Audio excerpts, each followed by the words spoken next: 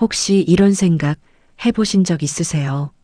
내가 이렇게까지 살 줄은 몰랐는데, 젊었을 때 그렇게 악착같이 살았는데, 왜 나는 이 나이에 이러고 있나? 저는 올해 67입니다. 남편은 70세 되던 해봄에 폐암 판정을 받고 2년을 고생하다가 세상을 떠났어요. 지금 제 통장에 매달 들어오는 돈은 국민연금 22만 원, 기초연금 34만 9천 원, 합쳐서 57만 원이에요.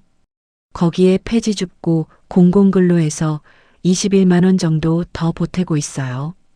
이게 제 한 달 수입 전부예요. 그런데 그 집에 저 혼자가 아니에요. 47세 아들, 15살 손자, 12살 손녀, 25년 된 18평 집에 네 식구가 살고 있어요. 이 이야기 끝까지 들어주세요. 후반부에 제가 이 상황에서 어떻게 버텨내는지, 그리고 여러분이 알아두시면 반드시 도움이 되는 이야기도 드릴 거예요. 이 영상을 끝까지 보셔야 하는 이유, 지금 바로 시작할게요. 이런 이야기를 꺼내놓기가 쉽지 않아요. 그래도 이 이야기가 누군가에게 조금이라도 닿을 수 있다면 그걸로 충분하다고 생각해요. 처음 오신 분들, 조용히 구독 버튼 한 번만 눌러주세요. 좋아요와 알림 설정까지 해주시면 이런 이야기를 계속 함께 나눌 수 있어요. 저한테는 그게 정말 큰 힘이 됩니다. 저는 경기도 수원에서 태어났어요. 집안이 넉넉하지 않았어요. 형제가 많았고 아버지는 일용직 노동자셨어요. 그러다 보니 어릴 때부터 남한테 손 안 벌리고 내 힘으로 살아야 한다는 걸 뼛속 깊이 배웠어요. 그게 평생 제 삶의 방식이었어요. 23살에 남편을 만났어요. 남편은 그때 26이었고 공장에서 일하는 사람이었어요. 잘생긴 것도 아니고 키가 크지도 않고 돈이 많지도 않았어요. 근데 그 사람이 성실했어요. 약속을 한 번도 어긴 적이 없고 일을 시작하면 끝을 보는 사람이었어요. 저는 그 성실함에 반했어요. 요즘 말로 하면 뭐가 됐겠어요. 보통 남자지 뭐. 근데 그 보통이 얼마나 값진 건지 살면서 알게 됐어요. 결혼식은 아주 소박하게 했어요.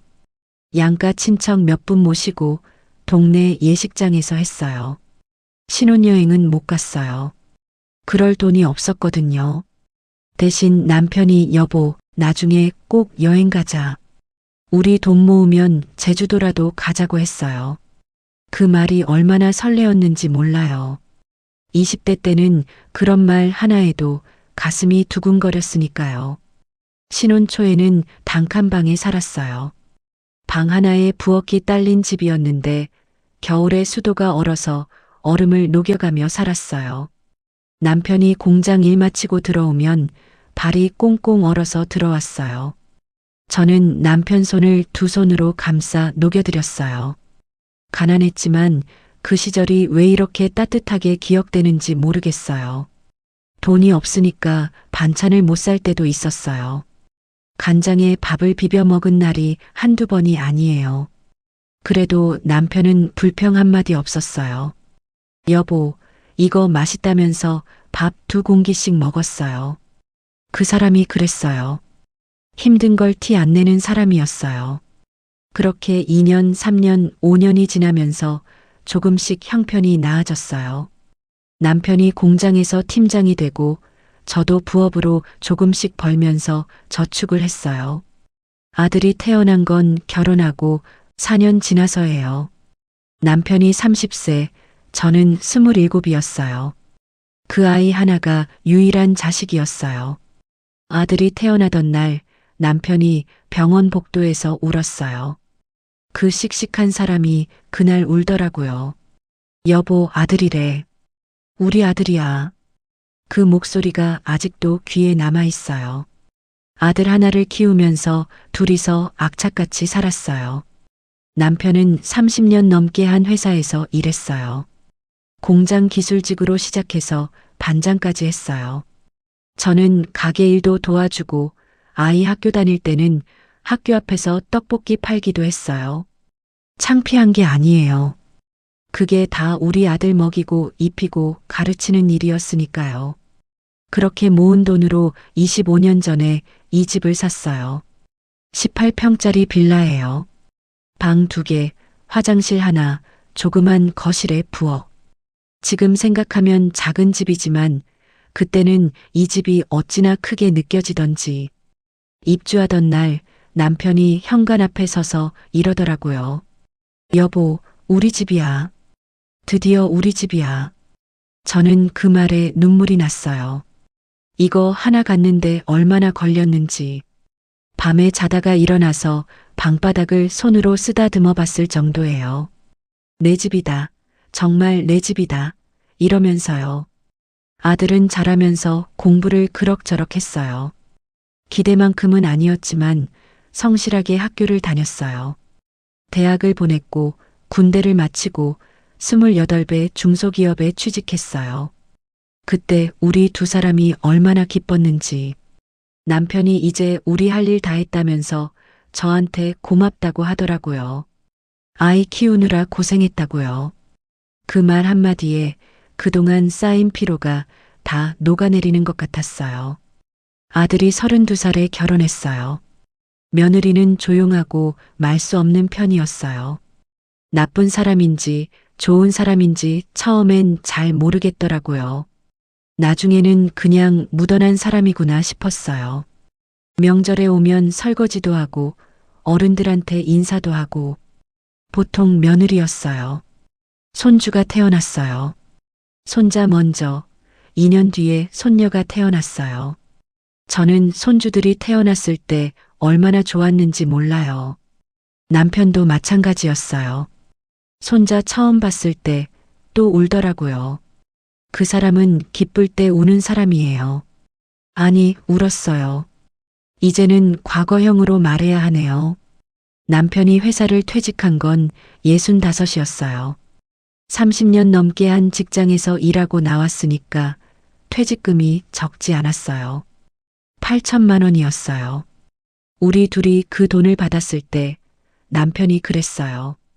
여보, 이거 우리 노후 자금이야. 이거 건드리면 안 돼. 이자 받으면서 조금씩 써야 해. 저도 맞는 말이라고 생각했어요. 그때까지만 해도 그 8천만 원이 우리 2사람의 노후를 지켜줄 거라고 믿었어요. 퇴직하고 6개월쯤 지났을 때 아들이 찾아왔어요. 밥 먹으면서 말을 꺼내더라고요. 아버지, 어머니, 저 사업을 하나 해보고 싶어요. 식품 쪽이라고 아는 사람이랑 같이 하는 거라고 시장 조사도 해봤고 전망이 좋다고. 남편이 처음엔 단호하게 야, 안 돼. 직장이나 잘 다녀라고 했어요. 아들도 그날은 더 이야기 안 하고 갔어요. 근데 그 다음 주에 또 왔어요. 며느리까지 같이 와서 자료를 펼쳐놓고 설명을 했어요. 수익 예상이 어떻고 투자금이 얼마가 필요하고 이 사업이 왜 될 수밖에 없는지. 며느리가 아버지, 한 번만 믿어봐 주세요. 이번이 진짜 기회예요라고 했어요. 저는 그때 마음속으로 뭔가 불안했어요. 근데 뭐라고 말을 못했어요. 남편이 결국 마음을 바꿨어요. 자식이 한번 해보겠다는데 우리가 막을 수가 있나? 우리가 이 돈 들고 뭘 하겠어. 어차피 이 돈은 죽으면 애한테 갈 텐데 살아있을 때 주자. 저는 그 말에 반대하지 못했어요. 솔직히 말하면 저도 아들이 잘 됐으면 하는 욕심이 없었던 게 아니에요. 잘 돼서 부모를 좀 도와줬으면 하는 기대도 있었고요. 그래서 결국 8천만 원을 다 줬어요. 나눠서 줬으면 좋았을 텐데 그냥 한 번에 다 줬어요. 그게 평생 아쉬움으로 남아요. 그로부터 반년이 지났을 무렵이에요. 남편이 기침을 시작했어요. 처음엔 감기인가 했어요. 동네 내과 가서 약 받아왔는데 기침이 멎질 않았어요. 2주가 지나도 그랬어요. 한 달이 지났는데도 기침이 계속됐어요. 저는 여보, 큰 병원 가자고 했는데 남편이 괜찮아. 날씨 때문이야. 날 좀 풀리면 나을 거야 라고 버텼어요. 그 사람이 병원 가기를 싫어했어요. 자기 몸이 뭔가 안 좋다는 걸 인정하기 싫었던 것 같아요. 석 달이 지나서 제가 억지로 끌고 갔어요.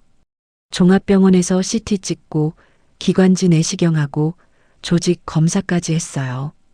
결과를 듣는 날 의사 선생님이 설명하는데 저는 처음엔 못 알아들었어요. 뭔가 귀에 잘 안 들어오는 거예요. 그러다가 폐암이라는 두 글자가 들렸어요. 3기라고 했어요. 폐 주변 림프절까지 전이가 됐다고. 저는 그 순간 눈앞이 하얘졌어요. 의사 선생님이 계속 뭔가 말씀하시는데 그 뒤로는 아무것도 안 들렸어요. 그냥 폐암, 폐암 그 두 글자만 머릿속을 빙빙 돌았어요. 남편은 결과지를 손에 들고 한동안 멍하니 있었어요. 집에 오는 버스 안에서도 아무 말 없었어요. 저도 아무 말 못했어요. 집에 와서 밥을 차려야 했는데 부엌에 서 있다가 그냥 주저앉아 울었어요. 소리도 못 내고 행주로 입 막고 이 사람이 나보다 먼저 가는 건가? 이 사람 없이 나는 어떻게 사나? 그 생각에 숨이 막혔어요. 남편은 방에 들어가서 누워 있었어요. 밥도 안 먹고요. 그게 70세 되던 해 봄이었어요. 항암 치료를 시작했어요. 첫 항암 치료를 받고 집에 오던 날 남편이 처음으로 속이 뒤집어진다고 했어요. 그날 밤새 화장실을 들락날락했어요. 저는 밤새 옆에서 등을 두드렸어요. 다음 날도 그 다음 날도. 항암 후 사흘은 거의 아무것도 못 먹었어요. 미음을 조금 넘기는 게 전부였어요. 병원비가 장난이 아니었어요. 실손보험이 있었지만 그걸로는 턱없이 부족했어요. 퇴직금을 아들한테 다 줬으니 저축이 없었어요. 제가 조금씩 모아둔 게 있어 병원비 보태서요. 남편 국민연금이 조금 나왔지만 그걸로 생활비 내고 병원비 내고 나면 매달 적자였어요. 그때부터 저는 공공근로를 시작했어요. 동사무소 게시판에서 모집 공고를 봤어요. 주 3일씩 나가는 거였는데 한 달에 20만 원 안팎이 나왔어요. 그 돈이 그때 얼마나 소중했는지 몰라요. 항암 치료가 2년 동안 이어졌어요. 항암을 받을 때마다 남편의 몸이 조금씩 작아졌어요. 머리카락이 다 빠지고 눈썹도 없어지고 살이 15kg이나 빠졌어요. 그 씩씩하던 사람이 혼자 화장실 가기도 힘들어지는 날이 왔어요. 제가 부축해서 데려가고 씻겨드리고 나중엔 기저귀도 채워드렸어요. 부끄럽거나 힘든 게 아니었어요. 이 사람이 내 사람이니까 그게 당연한 거였어요. 남편이 힘들 때 자주 하는 말이 있었어요. 여보, 미안해. 저는 그때마다 뭐가 미안해. 아프면 낫는 거지라고 했어요. 근데 속으로는 많이 무서웠어요. 이 사람이 정말 나을 수 있을까? 이게 끝이 나는 병인가? 의사 선생님은 최선을 다하겠다고 했지만 3기라는 게 쉽지 않다는 건 저도 알았어요. 아들은 그 2년 동안 한 달에 2번, 3번 얼굴을 비쳤어요. 사업이 바쁘다고 했어요. 저는 서운했지만 아무 말 못했어요. 며느리는 더 드물게 왔어요. 나중에 안 일이지만 그 즈음 사업이 이미 기울기 시작했던 거예요. 그 사실을 우리한테 말 못한 거죠. 아버지가 항암받고 있는데 사업 망해가고 있다는 말을 어떻게 하겠어요.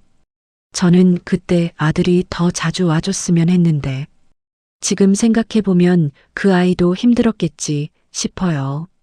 남편이 세상을 떠난 건 2년 조금 넘겼을 때예요. 마지막에 중환자실에 들어갔어요. 거기선 면회 시간이 정해져 있어요. 하루에 2번, 30분씩. 저는 그 시간이 얼마나 짧게 느껴지던지. 갈 때마다 남편 손을 잡고 있다가 나오라고 하면 나왔어요. 중환자실 문 앞 의자에 앉아서 다음 면회 시간을 기다렸어요. 거기 계신 다른 보호자분들도 다 비슷한 얼굴이었어요. 말은 안 해도 서로 다 아는 거예요. 남편이 떠난 건 새벽 3시 27분이었어요. 저는 그 자리에 있었어요.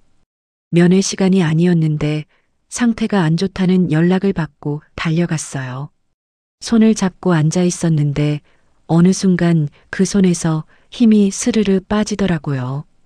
의사 선생님이 오셔서 확인하시고 임종 시각을 말씀해 주셨어요. 저는 그 손을 놓지 못하고 한참을 앉아 있었어요. 간호사분이 와서 어르신, 이제 나오셔야 해요라고 할 때까지요. 손을 놓는 게 이 사람을 영영 보내는 것 같아서 그 손을 꼭 쥐고 있었어요.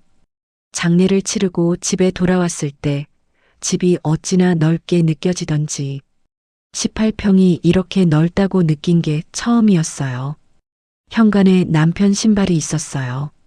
싱크대에 남편 컵이 있었어요. 옷걸이에 남편 외투가 걸려 있었어요. 저는 그 외투를 한참 바라보다가 내려서 가슴에 안았어요. 냄새가 아직 남아 있었거든요. 남편 냄새. 그 냄새 맡으면서 처음으로 소리내어 울었어요. 아무도 없는 집에서 마음껏 울었어요. 그 뒤로 2달쯤 지났을 때 아들한테서 전화가 왔어요. 엄마, 나 할 말이 있어. 만나서 이야기하자. 목소리가 이상했어요. 카페에서 만났는데 아들 얼굴이 완전히 망가져 있었어요. 눈밑이 거먹고 살이 많이 빠지고 눈빛이 흔들렸어요. 커피잔만 만지작거리다가 한참 만에 말했어요. 엄마, 미안해. 사업이 망했어. 저는 그 말에 어떤 대답을 했는지 기억이 안 나요. 그냥 멍하니 앉아 있었어요. 머릿속으로는 8천만 원이라는 숫자가 지나갔어요. 그게 다 사라진 거잖아요. 남편이 30년 넘게 일해서 받은 퇴직금이요. 아들이 고개를 들지 못했어요. 눈물이 나오더라고요. 저도 말이 안 나왔어요. 한참 있다가 제가 알았어. 어쩌겠어라고만 했어요. 그때 제 마음이 어땠냐고요. 솔직히 말하면 원망이 없었다고 하면 거짓말이에요. 근데 이미 지나간 일이잖아요. 그리고 제 눈앞에 있는 건 무너진 내 아들인데 그 앞에서 원망을 해봤자 달라지는 게 없잖아요. 사업이 망하고 2년쯤 지나서 며느리가 떠났어요. 이혼이었어요. 아들한테서 엄마 나 이혼했어라는 연락을 받았을 때 저는 한동안 말을 못했어요. 며느리가 나쁜 사람이라고 생각하지 않아요. 살기가 그렇게 힘들어지면 누구든 버티기 어려운 거니까. 근데 손주들이 마음에 걸렸어요. 15살 손자, 12살 손녀. 그 아이들이 엄마 없이 어떻게 클까? 아이들한테 아무 잘못 없잖아요. 며느리가 나간 뒤 얼마 지나지 않아서 아들이 또 전화했어요. 엄마, 나 지금 전세 계약 끝나는데 돈이 없어서 들어갈 데가 없어. 저는 그 말에 잠깐 눈을 감았어요. 심호흡을 했어요. 눈을 뜨고 나서 말했어요. 그래, 와라. 하고 싶은 말이 없었던 게 아니에요. 근데 어미 입에서 오지 말라는 말이 안 나왔어요. 제 아들인데, 제 손주들인데. 아들이 손주 둘 데리고 들어온 날, 집이 순식간에 꽉 찼어요. 방 2개에 4사람이 들어가야 하니까 제가 거실에서 자기로 했어요. 아들이 방 하나, 손주들이 방 하나. 거실에 이부자리 깔면 되는 거야. 이러면서 아무렇지 않은 척 했어요. 근데 솔직히 말하면 허리가 아파요. 아침에 일어나면 허리 펴는데 시간이 걸려요. 67이 거실 바닥에서 자는 거예요. 이게 뭔가 싶을 때가 없지 않아요. 그래도 어떡해요. 이게 지금 내 상황인걸. 18평에 4사람이 사니까 좁아요. 아침에 화장실을 4사람이 쓰려면 줄을 서야 해요. 손녀가 제일 빨리 일어나서 씻어요. 그 다음이 저고 아들이 그 다음이에요. 손자는 제일 늦게 일어나서 제일 급하게 씻어요. 그 바쁜 아침 풍경이 처음엔 정신없었는데 이제는 그게 익숙해졌어요. 아침에 눈을 뜨는 건 5시 반이에요. 손주들 아침 먹이고 학교 보내야 하니까 일찍 일어나야 해요. 밥을 하고 국을 끓이고 반찬을 내요. 차는 많지 않아요. 달걀 프라이, 김치, 멸치볶음, 이 정도예요. 손녀가 일어나서 할머니 배고파 하면서 부엌에 오면 그게 그렇게 귀여워요. 아직 덜 깬 눈으로 와서 밥 달라는 그 모습이요. 손자는 아침에 잘 안 일어나요. 15살 사춘기라서 그런지 부르면 알아서 해요. 조금만요 하고 이불 속으로 들어가요. 그러다가 버스 시간 다 됐을 때 급하게 일어나서 밥도 제대로 못 먹고 뛰어나가요. 저는 그 모습이 안쓰러워서 주먹밥이라도 싸줄까 했는데 손자가 창피하다고 할 것 같아서 못했어요. 이 나이에 손주 눈치를 보고 있다니까요. 공공근로는 오전에 나가요. 동네 공원 청소나 공공시설 주변 관리 같은 일이에요. 나이 드신 분들이랑 같이 나가는데 다들 비슷한 처지예요. 일이 힘들다기보다는 허리가 예전 같지 않아서 오래 서 있으면 좀 힘들어요. 그래도 억지로라도 몸을 움직이는 게 건강에 좋은 것 같아요. 집에 있으면 생각이 많아지거든요. 남편 생각도 나고 이렇게까지 될 줄 몰랐는데 이런 생각이 파고들면 하루가 무거워지니까요. 밖에 나가서 움직이면 그나마 낫더라고요. 폐지는 오후에 주워요. 리어카를 끌고 동네를 돌아다니면서 버려진 박스, 신문지 같은 거 모아서 팔아요. 요즘 박스 시세가 킬로그램당 얼마 안 해요. 한 달 내내 부지런히 주워봤자 10만 원, 잘 돼봐야 13만 원이에요. 그래도 저는 이 돈이 제일 소중하게 느껴져요. 내 두 발로 걸어서 내 손으로 버는 돈이니까요. 리어카 끌고 다닐 때 아는 이웃 어르신이 어르신, 그러지 마시고 좀 쉬세요. 힘드시잖아요 라고 해요. 저는 웃으면서 아이고, 이래야 밥이 맛있어요. 이게 제 운동이에요 라고 해요. 솔직히 힘들다고 말하기 싫어요. 동정받고 싶지 않아요. 저는 불쌍한 사람이 아니에요. 그냥 이렇게 사는 사람이에요. 매달 들어오는 돈을 다시 한번 따져볼게요. 국민연금 22만 원, 기초연금 34만 9천 원, 이걸 합치면 56만 9천 원이에요. 공공근로는 한 달 일한 것 치면 21만 원, 폐지 팔아서 10만 원에서 13만 원 다 합쳐봐야 90만 원이 안 돼요. 이게 저한테서 나오는 돈이에요. 아들이 주방에서 일해서 한 달에 210만 원에서 230만 원 가져와요. 그 돈으로 식비, 관리비, 공과금, 손주들 학교 준비물, 아들 빚 상환. 다 하고 나면 남는 게 거의 없어요. 식비가 얼마나 드냐면 넷이 제대로 먹으려면 한 달에 50만 원 가까이 들어요. 손자가 사춘기라 밥을 많이 먹어요.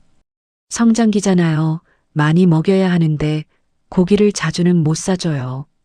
일주일에 한두 번 삼겹살이나 닭볶음탕 해주는 게 전부예요. 손자가 고기 먹을 때 눈빛이 달라지는 걸 보면 더 자주 사줬으면 하는데 아직은 그게 어려워요. 손녀는 학원을 못 다녀요. 주변 친구들이 영어 학원, 수학 학원 다니는 거 아는데 저는 손녀한테 그걸 못 해줘요. 손녀가 할머니, 나도 영어 학원 다니면 안 돼요? 라고 물어봤을 때 저는 뭐라고 대답해야 할지 몰랐어요. 그래, 다음에 보자라고 했는데 다음이 언제인지 저도 모르겠어요. 그 말을 하면서 마음이 얼마나 무거웠는지. 손녀가 다행히 더 조르지 않았어요. 그 어린 나이에 상황을 알고 있는 건지. 그게 오히려 더 가슴 아파요. 아들이 가끔 밥 먹다가 숟가락 내려놓고 엄마 미안해. 나 때문에 이 고생이야 라고 해요. 저는 괜찮아. 뭐가 미안해. 다 살자고 하는 거지라고 해요. 근데 솔직히 서운한 마음이 없다고 하면 거짓말이에요. 8천만 원이 우리 노후 자금이었는데 그 돈을 아들한테 주면서 남편은 얼마나 기대했겠어요. 잘 되면 나중에 부모도 좀 챙겨주겠지 했을 텐데. 그게 안 됐잖아요. 그리고 지금 저는 거실에서 자고 있잖아요. 그래도 원망은 오래 못해요. 원망해봐야 달라지는 게 없거든요. 아들도 잘 해보려다 안 된 거잖아요. 사업이라는 게 노력만으로 되는 게 아닌 걸 저도 알아요. 잘못된 타이밍, 잘못된 파트너, 잘못된 시장. 뭐든 맞아야 되는데 그게 다 안 맞으면 아무리 열심히 해도 안 되는 거잖아요. 손녀가 며칠 전에 저한테 이런 말을 했어요. 할머니, 나 커서 할머니 부자 만들어줄게. 12살 아이가 그런 말을 하는 거예요. 저는 그 말이 어찌나 귀엽고 고마운지 웃음이 나오더라고요. 그래, 부자 만들어줘. 할머니 기다릴게. 그 말 한마디가 그날 하루를 버티게 해줬어요. 진짜로요. 손자는 말이 없어요. 사춘기 남자아이가 원래 말이 없잖아요. 저한테도 잘 말을 안 걸어요. 근데 가끔 제가 폐지 리어카를 끌고 돌아올 때 만나면 할머니, 내가 끌어줄게요 라고 해요. 그 말 한마디 하기가 얼마나 쑥스러웠을까. 15살짜리가 그런 말을 꺼낸다는 게 그 아이 마음이 여린 거잖아요. 그게 얼마나 기특한지 몰라요. 저는 괜찮아, 다 왔어라고 하면서도 속으로는 눈물이 고였어요. 경로당에 가끔 나가요. 거기 가면 비슷한 처지의 어르신들이 계세요. 남편 먼저 보낸 분들, 자식 때문에 고생하시는 분들, 혼자 사시는 분들. 이야기를 나누다 보면 나만 이런 게 아니구나 싶어요. 어떤 어르신은 저보다 더 어려운 상황에서도 웃으면서 지내시더라고요. 그분 보면서 저도 힘을 받아요. 세상에 나처럼 사는 사람이 얼마나 많은지 경로당 한번 나가보시면 알아요. 밤에 거실에 누워있을 때 천장을 보면서 남편 생각을 해요. 여보, 나 이러고 있어. 고생이지? 근데 괜찮아. 잘 버티고 있어. 손주들 잘 크고 있어. 걱정 마. 혼자 이렇게 중얼거려요. 남편이 듣고 있는지 모르지만 말하면 마음이 좀 가벼워지거든요. 그리고 밤에 많이 울어요. 솔직히 말할게요. 많이 울어요. 이 나이에 이렇게 살 줄 몰랐는데 이런 생각이 들면 눈물이 나요.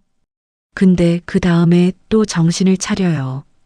내가 무너지면 안 된다고. 손주들이 있잖아요. 아들이 있잖아요. 내가 버텨야 한다고.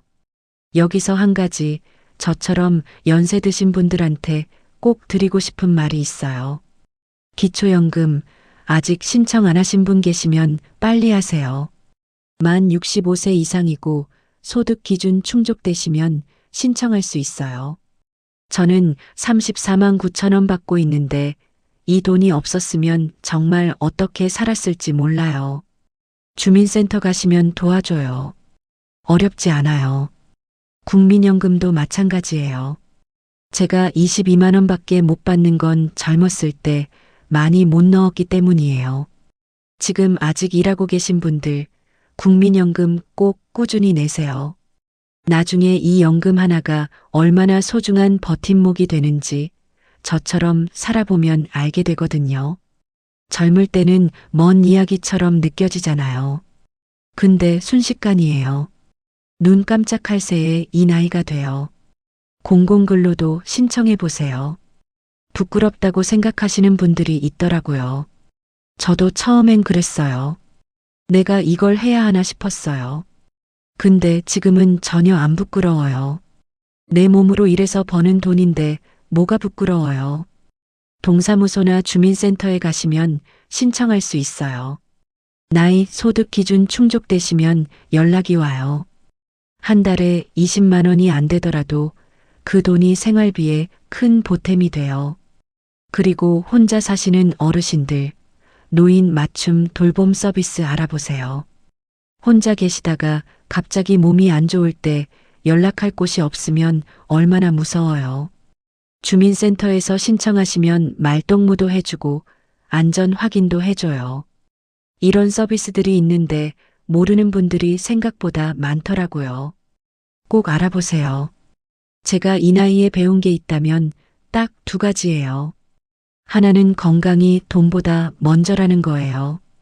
제가 지금 이렇게 폐지 줍고 공공근로 나가고 밥할 수 있는 건 몸이 그나마 버텨주기 때문이에요.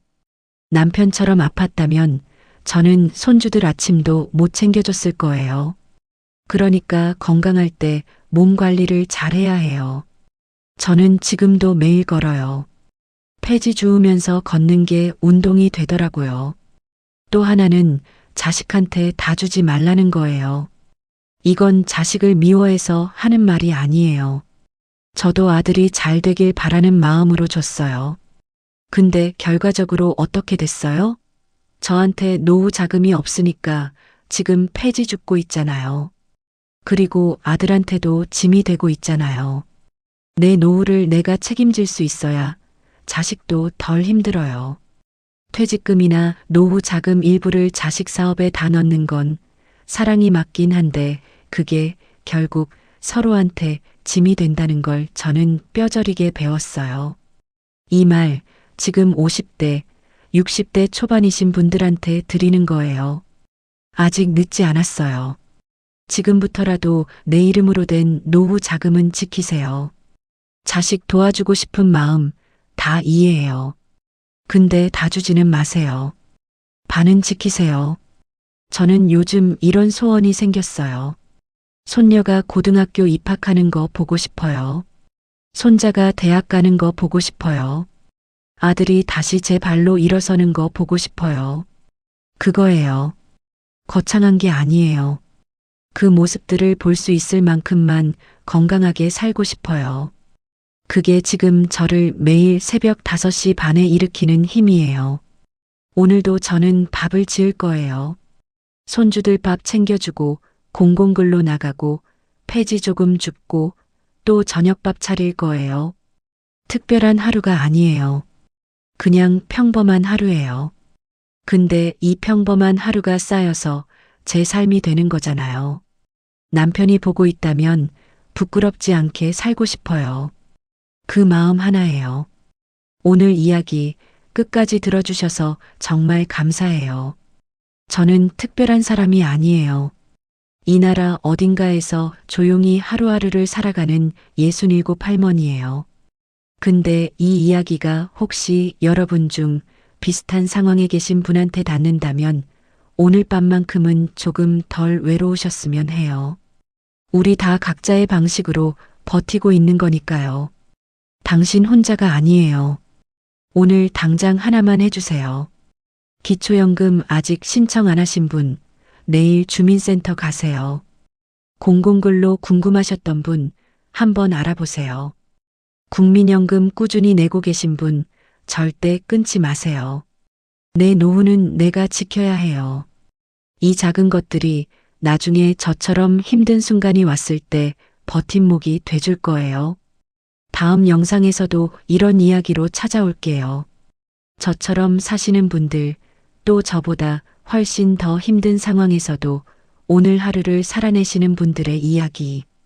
그 이야기를 나누면서 서로 조금씩 위로가 됐으면 해요.